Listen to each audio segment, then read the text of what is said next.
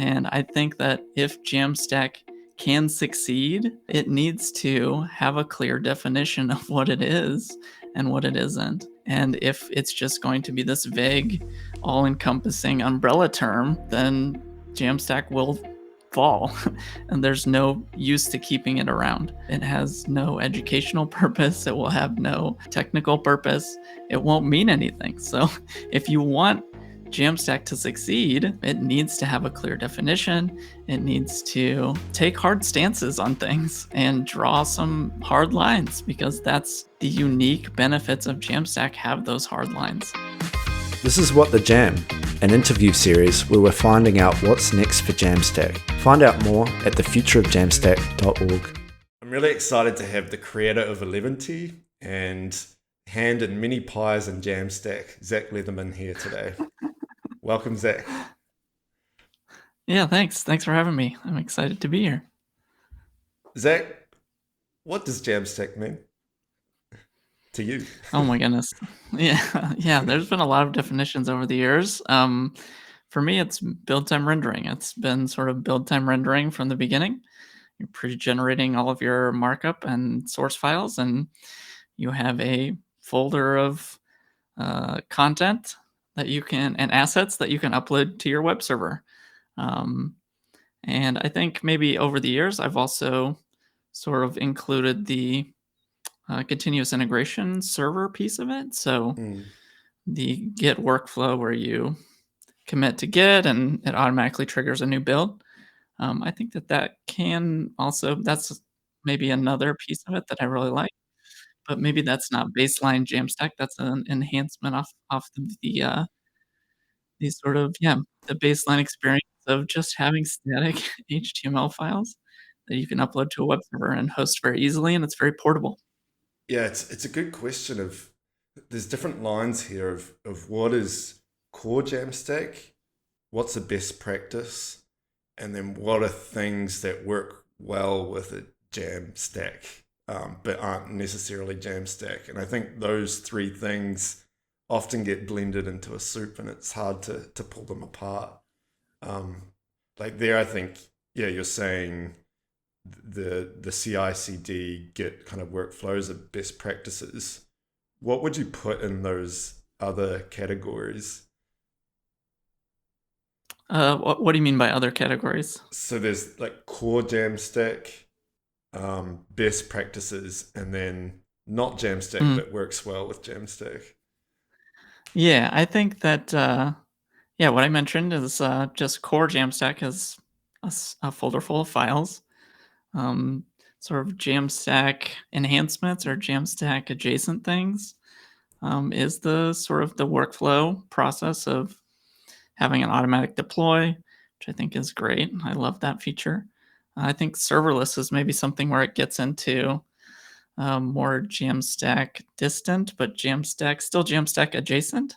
But if a host didn't have a serverless feature built in, I wouldn't consider that not to be a Jamstack host. I mean, it really comes down to if you are a static host, you are a Jamstack host. I mean, it's very interesting because I remember for my personal website, sort of back in the day, as I made a transition from WordPress to Jekyll many years ago, I was still hosting static files on a PHP application server, and I was paying for PHP application server prices, but just hosting static files.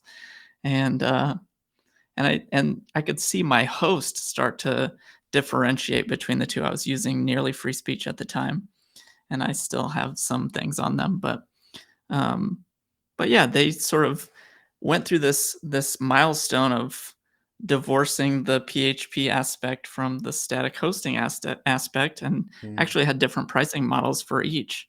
And so it became easier and cheaper for both the host and the person paying the host's bills, me, to use a static site. And I had to worry about less architecture pieces. WordPress went through a very hard time for a while, where, WordPress instances were getting hacked all the time, and there was a lot of vulnerabilities, and you had to keep your WordPress instance updated. You had to watch those updates too, because if you weren't good about updating your instance, then your website could get hacked. And I think at one point my website did get hacked Wow. when I was on WordPress. I mean, it wasn't like a big deal because they just injected just some, I don't remember what it was, but yeah, some extra JavaScript onto my pages. And this was probably 15 years ago. But yeah, I think at that point I was like, I need to get off of this and get to something where I don't need to worry about it at all. And that is, yeah, really what the static Jamstack experience gives you. Interesting. Was that your journey into static and Jamstack? That experience of getting hacked and the pricing model changed? That was the push? Yeah, I mean, it wasn't a huge price difference, but it did sort of indicate to me that from a hosting perspective, they were thinking about it much differently. Yeah. And it was cheaper, yes, but it was still less than $5 a month or something. It wasn't like a huge price difference, but it did to me indicate that there is an at scale difference between the hosting company paying for application servers and PHP to run versus just having a web server by itself. Yeah. Yeah, totally. Like their cost structure, like I imagine they had VPSs set up and they have to have a certain amount of resource allocated to each PHP site, which isn't necessarily true with a static site. You can do more of a shared pool, and that's not necessarily a bad thing either, um, in the way that it would be with a PHP site. I think Yeah, absolutely. And you can kind of see that in what GitHub offers on their free tier too, which is yeah, kind of funny. And I think that's how a lot of people got into Jekyll is through GitHub Pages and being able to host a website for free on GitHub Pages using Jekyll because Jekyll is built in. And that sort of catapulted Jekyll's success in the static site generator space too. I mean, GitHub wouldn't have done GitHub Pages if it were PHP based things. They just could yeah, not have scaled things at that level or would not have wanted to with the free tier. Um, and so, yeah, I think Jamstack really, in my mind, really provides an extremely nice on ramp for people wanting to build a website. It's great for beginners and experts because it's just fewer things you need to worry about. And I really love when you can find something that works for all experience levels for maybe different reasons, but yeah. they everyone likes it for similar reasons as well. Yeah, it's like the bell curve with the beginner, the intermediate, and the master, and you Galaxy come Brain, yeah. yeah you come full circle at the end where it's like actually simplicity and not having to worry about all this stuff is pretty good. Then you can just focus on Yeah. making the experience really good rather than having to get all these tools to work together. Yeah, yeah, and I think that certain people really like getting tools to work together, but I don't necessarily like that. I mean, I built a tool because, at least in part, I didn't want to have to configure someone else's tool chain, and that Yeah. may be part of how it started. But yeah, I mean, yeah, I think it can work for everybody. So let's go to the genesis of Eleventy. What were you seeing at the time? And in the like Jamstack space, and why do you feel like Eleventy was necessary or needed? Yeah, I mean, it's hard to know if my perspective now has been clouded by all of the things that have happened since, but Yeah, in my mind, I really remember Eleventy sort of coming around the same time as Gatsby did originally. And I remember sort of a lot of discussions around single page applications and client side rendering and whether or not you need heavy JavaScript bundles to build static sites. Um, and I really think that Jamstack, in a way, was the parts of Jamstack's success were built on single page application models, which I didn't agree with. I didn't think that that was a necessary condition for a Jamstack site to exist because I came from experiences where it didn't. I mean, that's how the web has been built for many, many years. I think the original sort of bake, don't fry article from Yes. Aaron Swartz was like 2003 or something. It's so the ideas behind it have been around for 20 years. But I think the branding piece of it was a little different, and it did sort of ride the same marketing wave of single page application frameworks originally, and I think that's where it got maybe some good marketing bumps from. Mm. Um, and I think it's important to acknowledge that too, because things are a little bit different now. Uh, and yeah, I think that that's okay. Jamstack doesn't need to be a silver bullet, and we've kind of talked about this before. It doesn't need to be everything to everyone, and I think if we try to make Jamstack everything for everyone, then it loses meaning. 100%. And yeah, I think it just makes it hard to talk about it as well if it's so broad, because it's like, well, which part of the Jamstack are you talking about? Are you talking about applications, or are you talking about static websites, or something in between?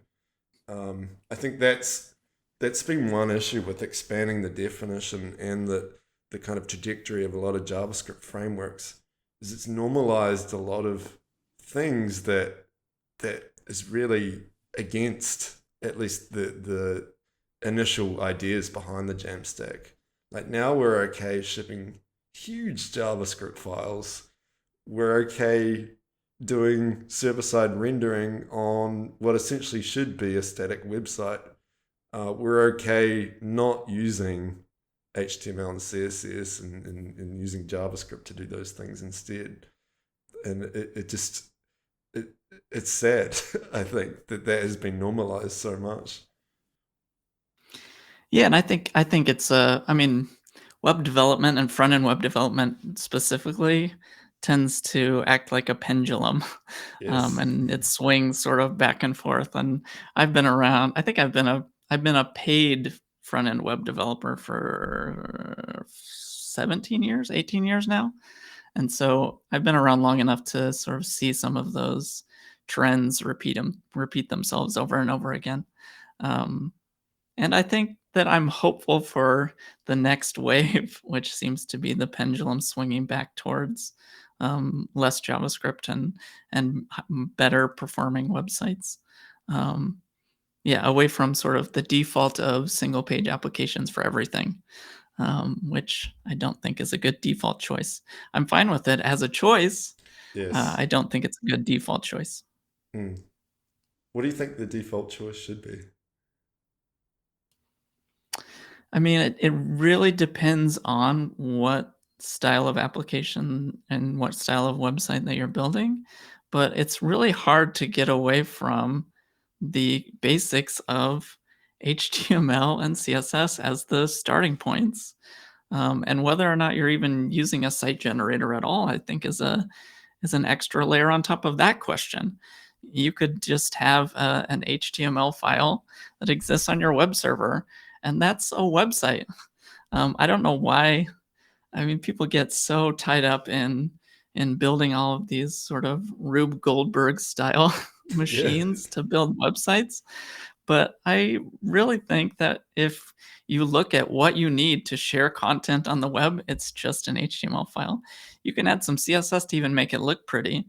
And at that point, the user experience is imperceptibly different than if you had introduced a JavaScript first tool. So what I mean to say is you can, with CSS and HTML, with just those two things, you can make a website, a very, very super modern, very great looking website that will be so much better than anything that a JavaScript tool chain will introduce. And I say that as someone that is currently maintaining a tool that is a JavaScript tool chain tool. Um, but yeah, I think it's really important for people to understand the minimum viable things that you need to build a website. And really, I think a modern website only needs HTML and CSS now. Um, I don't think you can get away with HTML only at this point. You got to make it look a little bit better, but um, CSS will get you 100% of the way for a lot of use cases. Yeah. it's easy to forget that these are the technologies that the platform is understanding, and it's it's a question of how you get there. Whether you just write the thing that the browser's going to interpret, or whether you have a whole tool chain behind generating that, and both are useful, but for completely different use cases, and the former probably isn't used enough. It's just a lot of over engineering. Yeah, and I mean, I think that's maybe the secret to Eleventy's longevity has been that we really try and stay right above that reusability layer of you're building something with the bare minimum. You suddenly need some reusable templating, and maybe some data injection. Um, and we really don't exist. We try to stay as close to that minimum as possible. We don't have a bundler by default. We Mm. do have a bunch of plugins that you can add on top of Eleventy. But really, the baseline core experience of Eleventy tries to stick as close to that as possible. That step right after you sort of get to the reusability question, and your site needs to be a little bit more maintenance friendly. Um, and yeah, I think sticking to that and having sort of a web standards based approach can you can have a website that lasts 10 years, 15 years, which is maybe not how a lot of folks think about having websites, but that's what I want for my websites. I don't want to have to rewrite my tech stack every 2 years, which is seems like it's a very common thing in the JavaScript ecosystem world. Yeah, Um, it's like yeah, I want inevitable, some right? longevity. Yeah, yeah, totally. Um, what I want to throw some names at you for what we could call this community and this approach, Yeah, um, and get your feedback on it. So one, we have Jamstack. Keep it the same. Jamstack is uh, it's a term that's used throughout the industry and is somewhat understood, but also there's a lot of conversations like this one just trying to understand what it is. Um, then we have Jamstack Plus, which recognizes that Jamstack kind of has these ambiguous edges, and it would be an attempt to tighten that up. Static first, which is going back to what you were saying earlier. It's really trying to emphasize that the choice should be static first and then use something else if that doesn't fit the case.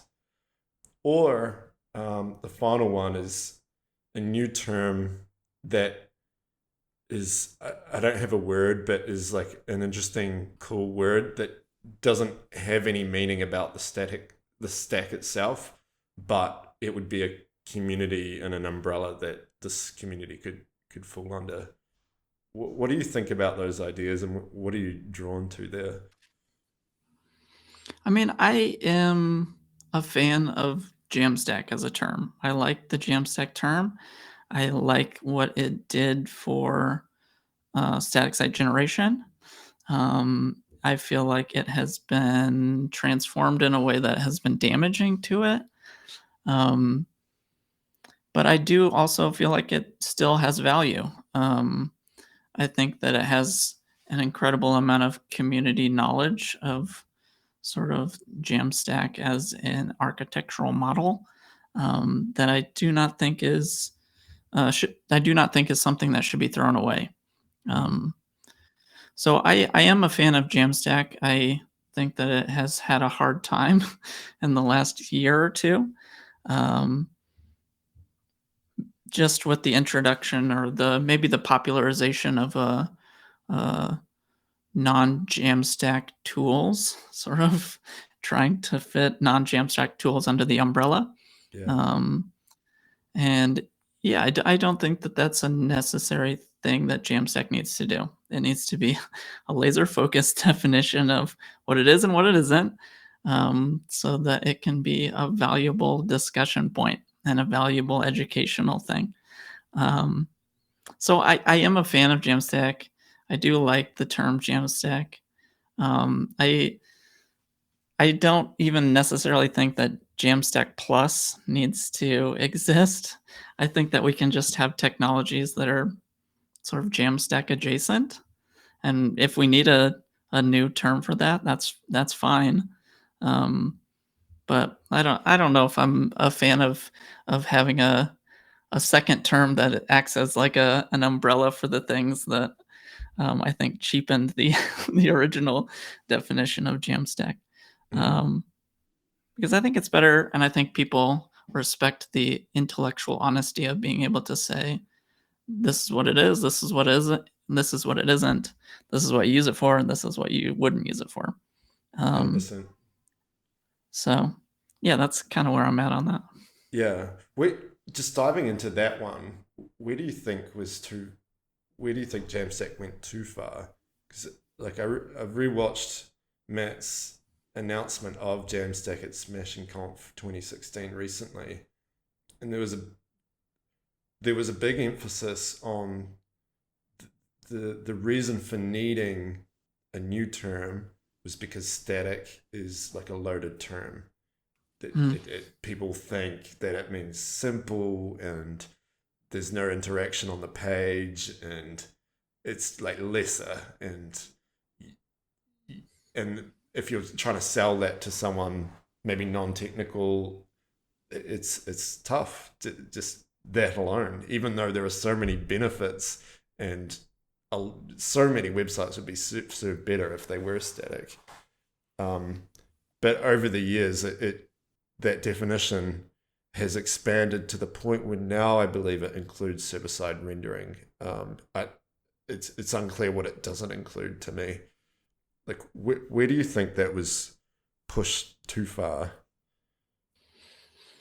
Yeah, I mean, it's interesting to look back on it because I think that in many respects, the Jamstack 2.0 pivot was an interesting milestone, and that was sort of when, at the same time, it was renamed from JAM Stack, JavaScript APIs and markup, to sort of the title case version, just like a standalone word. And I liked the branding change. I was in Yeah, favor of that. I didn't think that JavaScript APIs and markup was particularly a particularly useful descriptor. But at that same time, you could see the industry also sort of giving rise to frameworks that were not statically generated. So yeah, your Remix and uh, certain aspects of Next.js, I think, really pivoted away from Jamstack core principles. And at the same time, Jamstack tried to include those in a way that I just don't think that it makes sense to include those. Especially looking back on it, it doesn't make sense to include those. They're not static frameworks. They're not Jamstack frameworks, and I don't even think the authors of those frameworks would disagree. Um, so it felt like an overreach in many respects to try and include those under the umbrella in a way that it didn't make sense to the definition of Jamstack as most people understood it. I think. yeah. Agreed. Because like I think Jamstack, the movement, everyone has a WordPress story, like you did before of Yeah. okay, security or performance, ouch, static websites, nice. And I think Jamstack was the antithesis of WordPress in 2016. And Yeah. 100 a, percent. a lot of people came on that journey from WordPress. Everyone has that story. But now it's hard. Like, I find myself asking, like, is WordPress Jamstack? And like, if it's not, then why not? It kind of it meets the definition. If server side rendering can be included in the definition, then why not WordPress? Oh, with the modern definition. Yeah, Yeah, I think that that is a very good point, that under the modern definition, it's hard to discount, PHP-style things as non-Jamstack. But, I mean, as we've said in this discussion, I don't think yeah, that WordPress is a Jamstack, framework. Um, And I don't think anything that sort of does that runtime processing in PHP is a Jamstack framework. I don't think it makes sense to include that. Um, but it's also just sort of fascinating to look back on the history of that Jamstack pivot as well, because I used to work for Netlify, so I sort of saw some of that decision making behind the scenes, and I remember sort of the very WordPress focused mission of the company, and I was really on board with that. I thought that Jamstack was a great alternative to WordPress, and WordPress is this huge competitor, and they power a ton of the web. And so I really thought that Jamstack was going to be a great alternative to WordPress, and it didn't dethrone WordPress like like maybe I had hoped. But I think at the same time, you saw sort of like Vercel coming in and competing in the same space, and I really think that that was a huge influence on the pivot as well. Mm. Um, yeah, I think that that's the primary reason that the pivot happened. Yeah. Yeah, it's like just I guess WordPress is seen as legacy web, and Next.js is like the hot new thing. But it's easy to forget that I don't have the stat on hand, but it's something like 60% of the web is WordPress, right? That's the Yeah, elephant in everyone's room. yeah, WordPress has dominated all of the JavaScript frameworks. I Yeah, mean, it's making so much money, and it's this big, huge success story, and but yet it has all of these very obvious flaws. So, I mean, that's sort of maybe getting into the Netlify pivot, but yeah, I really think that WordPress should be a thing that is competed with more directly. yeah, agreed. So, what do you think needs to happen in the Jamstack community for it to remain relevant in the web ecosystem?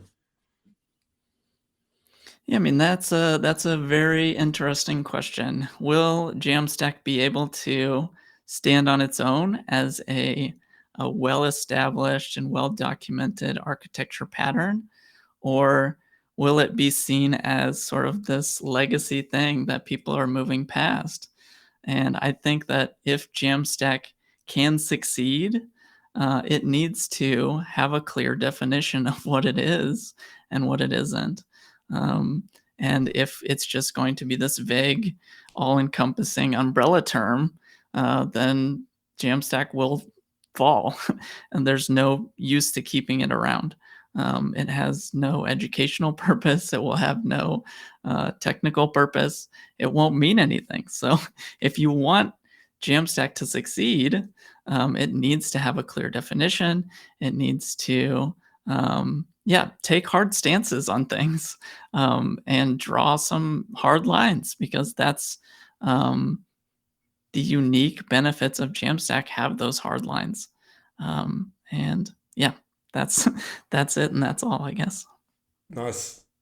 This was a great conversation, Zach. So much. Thank you so much for joining today. Yeah, I really enjoyed it. That's it for today's interview. Find out more at thefutureofjamstack.org.